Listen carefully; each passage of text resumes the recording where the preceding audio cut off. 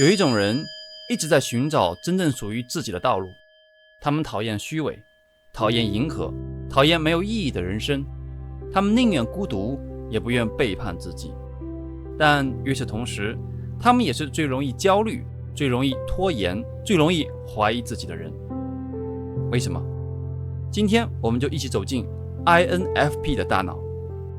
你有没有过这种感觉，总觉得自己和别人有点不太一样，不是那种我比别人强的优越感，而是一种更深的说不清道不明的隔阂感。当周围的人在热烈地讨论房子、车子、升职加薪的时候，你却会在想，人活着到底是为了什么？这个世界为什么不能更善良一点？在你内心深处，总有一个挥之不去的声音在说，这个世界本可以更好，也应当更好。这不是一句空洞的口号，对这样的人来说，它是一种实实在在的驱动力，甚至是一种使命。你们相信，改变世界不仅是可能的，更是必须为之奋斗的目标。你们走的每一步都必须符合自己的价值观，否则就会感到无比痛苦。INFP 调停者经常被人戏称为小蝴蝶，是这个世界的少数派，活得很辛苦却依然选择温柔的那群人。数据显示， INFP 在全球总人口中的占比仅有 1% 到 4%。 换句话说，在100个人里，最多只有3-4个人和你是同类，而且其中60%是女性。当然，在 MBTI 的世界里， INFP 的比例显得有点多，现实里很难遇到同频的人，所以很多 INFP 会在 MBTI 圈子里寻找归属感。这就是为什么你常常觉得不被理解，觉得自己的价值观在这个世界里显得很另类。当你真诚地说出自己的想法时，换来的可能是别人困惑的眼神，甚至是一句“你想太多了”。但更让人感到孤独的是你身上那些明显的矛盾。你心里装着改变世界的宏愿，可一到人多的场合就想躲起来。你内心极其丰富，可开口时常常觉得词不达意。你特别容易感知到别人的情绪，却又因此比任何人都更容易受伤。有人说 INFP 外表平静，内心却翻涌如大海，也有人说他们像冰山，别人看到的只是露出水面的一角。这两句话说的其实是同一件事。这些看似对立的两面不是性格缺陷，而是 INFP 与生俱来的底色。而正是这种不被理解的孤独，加上这些矛盾的特质，构成了 INFP 最独特的力量来源。那么 INFP 这4个字母到底代表什么？ INFP 的认知功能由4个层级组成，从最强到最弱依次是主导功能、内向情感 FI， 辅助功能、外向直觉 NE， 第三功能、内向感觉 SI， 劣势功能、外向思维 TE。 第一个也是 INFP 最强最核心的功能，内向情感 FI。FI 是 INFP 整个人的发动机，是驱动所有行为的底层动力源。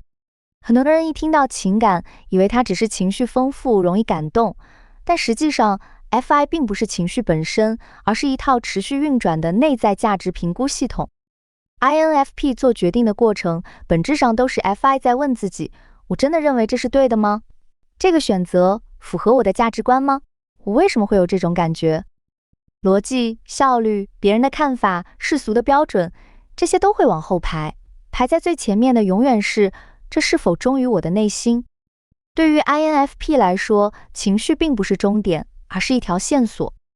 一次感动，一次愤怒，一次失望，甚至一次说不清来源的不安，都可能引发他们长时间的思考。因为 FI 相信每一种真实的感受都隐藏着某种更深层的意义。为什么我会这样想？为什么别人会这样做？人的善恶究竟来自哪里？什么才是真正值得坚持的价值观？随着这些问题不断积累， FI 逐渐建立起一套属于自己的价值判断系统。它未必符合社会主流，也未必符合身边人的期待，但必须符合自己的内心。因此，对于许多 INFP 来说，比起别人怎么看我，他们更在意的是我是否真正认同自己的选择。所以 INFP 在处理情绪和形成观点时显得内向，这也是为什么 FI 常常被称为一种向内寻找真相的心理功能。为什么 INFP 在日常小事随和的要命，吃什么、去哪、看什么都行，但只要碰到跟价值观相关的事，他们立刻变得寸步不让，因为退让底线就是背叛自己。哪怕一份工作工资再高，只要触及价值观底线， INFP 宁愿辞职也不愿妥协。也正是因为 FI 是主导功能， INFP 对真实这件事极度敏感，假的、演的、装的，他们一眼就能识别出来，而且本能的反感。但 FI 也有它的代价，因为一切判断都从内心出发， INFP 很容易把别人批评我的想法等同于别人否定我这个人，想法和人格在他们这里是绑定在一起的，这就是 INFP 对批评格外脆弱的根本原因。第二个功能，外向直觉 NE。 如果说 FI 是 INFP 的方向盘，决定往哪走，那 NE 就是发动机，负责输出动力和创意。 NE 的核心作用是什么？捕捉外部世界的可能性，把看似不相关的东西连在一起。它不是寻找一个标准答案，而是不断发现新的答案。当别人看到一条路时， INFP 的大脑已经同时浮现出无数条可能性，每一种选择都会延伸出不同的人生，每一种未来都值得想象。 NE 最大的特点不是预测未来，而是探索未来。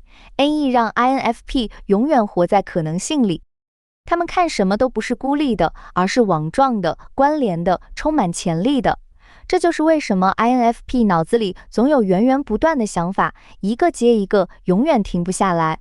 也是为什么 INFP 在创意类、写作类、设计类的工作里能发挥巨大优势。他们的 NE 能凭空构建出一个完整的世界，一个念头可以不断延伸出新的联想，一本书可能让他们想到一个视频，一个故事又会引发新的问题，一个问题最终发展成一个全新的创作。灵感往往就是这样不断生长出来的。不过 NE 真正获得能量的时候，并不是停留在幻想里，而是开始行动。行动越多， NE 得到的素材越丰富， FI 也就拥有更多值得思考和判断的体验。NE 不断思考未来，热衷探索未知，喜欢新鲜感，容易被大胆、另类、充满创意的人和想法吸引，喜欢讨论宏大的问题，喜欢头脑风暴，喜欢思想碰撞。一个新的点子常常就足以让他们兴奋许久。因为太关注可能性， INFP 也容易忽略现实。每当一个答案刚刚形成，新的问题又冒了出来，新的方向、新的计划、新的梦想不断吸引着他们，于是他们既拥有惊人的创造力，也常常陷入犹豫。因为在他们眼里，世界从来不是只有一种可能，而大脑深处似乎总有一个声音不断提醒他们，也许还有另一种答案。脑子里跑了100个方案，真正落地的却可能一个都没有。这不是懒，是 NE 跑得太快了，快到还没来得及动手，下一个想法又冒出来了。NE 习惯从不同角度理解同一件事情，即使两个观点彼此矛盾，他们也不会急于判断谁对谁错，而是继续思考，如果另一种解释也成立呢？因此 INFP 往往能够理解彼此对立的人，他们未必赞同对方，却能理解对方为什么会这样想。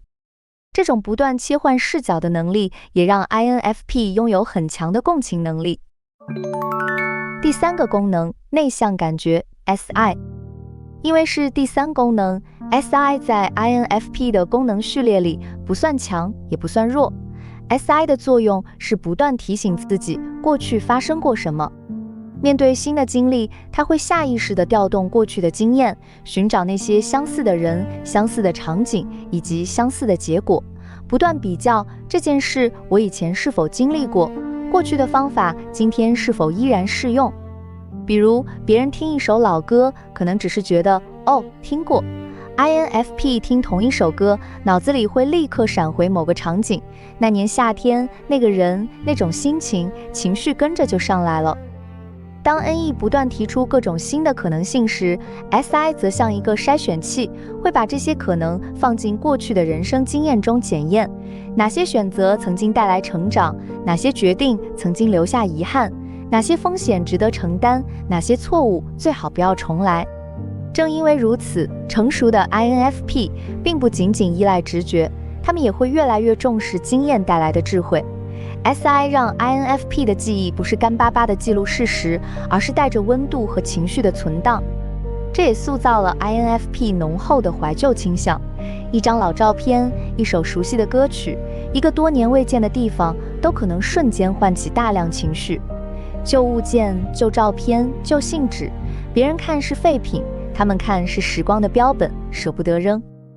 SI 也帮助 INFP 建立生活的秩序。虽然他们喜欢变化，喜欢探索，但想长期保持创造力，往往也离不开一定的规律。固定的阅读习惯、熟悉的工作环境、稳定的生活节奏，都会让他们更容易进入最佳状态。对于真正重要的事情， SI 反而会异常固执，也会表现出惊人的耐心与细致。他们能够记住别人忽略的小细节，不断打磨作品，直到接近自己心中的标准。因此 SI 让 INFP 善于回顾过去，相信亲身经历，容易记住重要的人和细节，也让他们在真正重视的事情上展现出近乎完美主义的一面。他们理解社会规则，知道什么是惯例，只是最终是否遵循，仍然会交给自己的价值观去决定。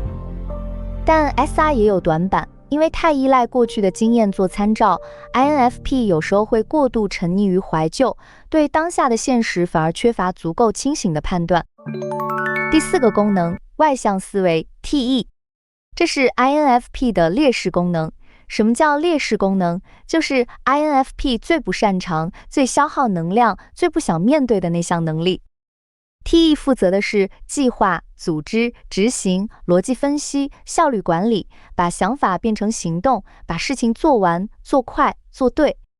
而这恰恰是 INFP 最头疼的事，脑海里有无数灵感，却迟迟没有开始，或者一个项目已经完成了90%，最后却因为不断修改，始终无法发布。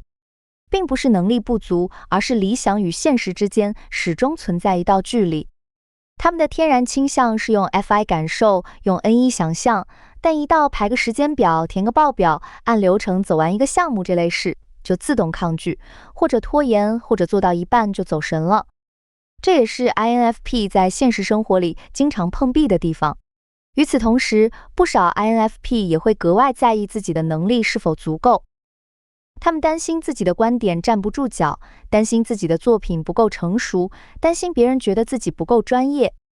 于是，他们不断学习，不断完善，甚至在别人批评之前，就已经成为自己最严厉的批评者。很多时候，真正困住他们的，并不是外界，而是自己。更要命的是，当 INFP 承受巨大压力的时候，这个最不擅长的 TE 会失控跳出来。平时温和包容的人，突然变得异常挑剔，对细节吹毛求疵，用一种生硬又蹩脚的逻辑去指责别人。等事后冷静下来，自己都觉得懊悔。这不是 INFP 的本性，而是劣势功能在高压下的应激反应。不过，随着经验不断积累， TE 也会逐渐成熟。成熟后的 INFP 依然坚持自己的价值观，但不再只是停留在理想之中。他们开始建立计划，安排时间，设定目标，学会把复杂的问题一步一步拆解，去完成那些曾经只存在于脑海中的构想。他们也越来越能够接受外界的反馈，批评不再意味着否定自己，而是帮助作品继续成长。对于 INFP 来说，成长并不是放弃理想主义，而是在理想之外学会行动。因为真正改变世界的从来不是梦想，而是把梦想完成的人。正因为这4种力量同时存在， INFP 才既理想主义又容易拖延，既富有创造力又容易陷入自我怀疑，既温柔共情又坚持自己的原则。但理解 INFP 不能只看某一个认知功能，人格从来不是4个彼此独立的模块，而是一个不断协作、不断平衡的整体。这就像一支团队，每一个功能都有自己的职责，只是它们的重要程度并不相同。对于 INFP 来说， FI 始终站在最前面。FI 让他们始终忠于自己的价值观，所以他们首先关心什么是对的，他像一位总指挥，几乎参与所有重要的决定。每当面对一个选择， FI 首先会问：这符合我真正的价值观吗？这是 INFP 最自然也是最本能的思考方式。很多时候，他们甚至意识不到自己正在这样思考，因为这已经成为一种习惯。随后 NE 开始发挥作用， NE 让他们不断探索新的可能，所以他们很少满足于唯一答案。他不会急着回答，而是不断提出新的可能，还有没有别的办法？如果换一个角度，结果会不会不同？于是 FI 负责判断方向， NE 不断扩展选择，一个寻找意义，一个寻找可能，两者共同构成了 INFP 人格最核心的部分。但仅有理想和想象并不足以面对现实，于是 SI 上场了。SI 保存着带有情感色彩的经验，让他们珍惜记忆，也容易怀旧。他不断翻阅过去的经验，提醒 INFP 哪些方法曾经有效，哪些错误已经犯过，哪些事情值得坚持。过去成为理解未来的重要参考。